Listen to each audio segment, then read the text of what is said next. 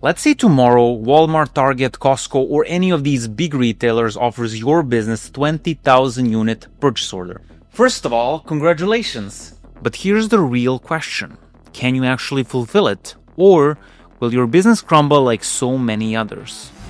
I picked 6 categories: cash flow, margins, systems, compliance, fulfillment and supply chain, and product market fit. And by the end, you'll know whether you're ready to take your business down the retail path or whether you should postpone it for later. Oh, and before we begin, I wanted to say that this video is sponsored by Crossbridge. Yes, that's us. At Crossbridge, we help foreign companies successfully expand their product-based business into the US. We handle all the hard stuff, from setting up your US company and making sure you're compliant, to managing your logistics, 3PLs, order processing, and retail systems. Basically, we build the entire operational backbone so you don't have to piece it together yourself. All right, back to the stress test. Alright, so Walmart, just for illustration's sake, has sent you a PO. You're hyped, you call your manufacturer and you say, let's roll. First, they hit you with the bill, plus you gotta pay up front. So now, you're wiring 6 figures before you've seen a single dollar from Walmart. And here's the kicker. Walmart's not gonna pay you for 60 to 90 days, maybe longer if paperwork gets messy. So here's the stress test question that I have for you. Can your business actually survive these costs up front and still keep running until the money comes back? Can you pay for production, shipping, insurance, warehouse, and still have enough to keep it running? If yes, great, you survive stage 1. If not, well, this is usually where founders start Googling short-term financing at 3 a.m. Stage 2, margins. So cash in the bank is one thing, but can you actually survive the retail math?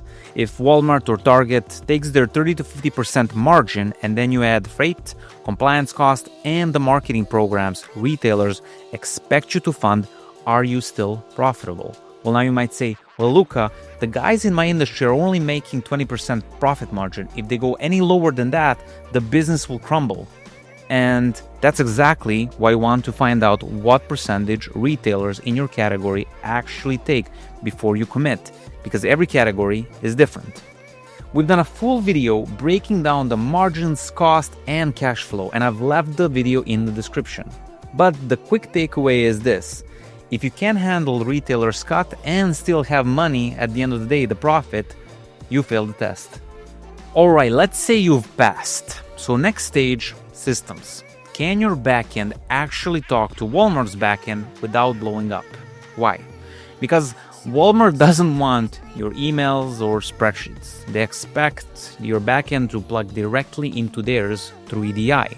And that means your orders, invoices, shipping notices, all of it has to be synced automatically. So here's my stress test question. Do you already have EDI set up? And does it connect to your ERP and 3PL? Or are you still copy-pasting your numbers into Excel at midnight? Because here's the thing, if your system can talk to Walmart's system, you're going to drown in chargebacks before you even ship a pallet. Your product is ready and the systems are connected. But before a single unit ships, the retailer will ask, among other things, a few questions. Like, do you have a liability insurance? Do you have the right certifications? If it's food, did FDA clear it? If it's cosmetics, do you have the right labeling? So if a buyer asked for all your compliance paperwork today, could you send it over in one email? Or would you be scrambling through folders, calling your lawyer, and hoping nothing's missing? Because here's the thing, no paperwork means no shipment. And if you delay, your shelf spot goes to someone else. Alright, pass compliance and you're on to stage 5, fulfillment and supply chain. Stage 5, fulfillment and supply chain. So you've produced thousands of units. Now the question is, how do they move? From your factory floor overseas all the way to retailers' distribution centers, every leg of the journey has to be dialed in.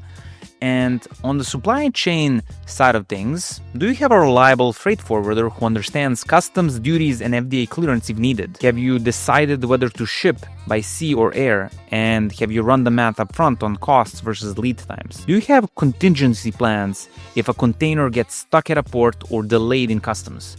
Because in retail, late means penalties. And on the fulfillment side of things, did you choose a 3PL that already knows your retailer's compliance rule? A single missed barcode or a wrong pallet label can cost thousands in chargebacks. Is the warehouse in the right location to reach retailers' DCs without killing your freight budget? A West Coast facility might look good, but if your orders ship mostly east, every truck is burnt money.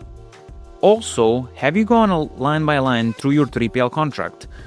Storage, pick fees, relabeling minimums. If you don't know exactly what's included, surprise cost will eat your margins.